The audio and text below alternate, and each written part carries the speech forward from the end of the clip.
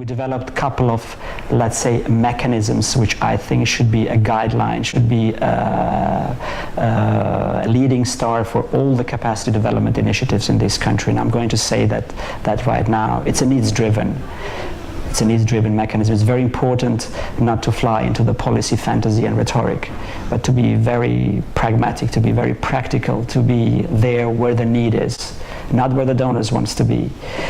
Responsive, to be all the time where basically the government need is as I said, on the timely manner.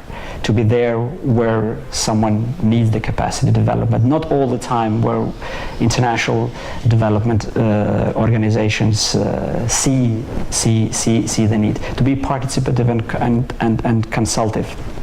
That means that the intensive dialogue between the partners, not only between the donors and the government, but I think on both sides there needs to be a very comprehensive dialogue in order to identify areas where the assistance is mostly needed, but also to, let's say, measure the effects. Openness and transparency is very important.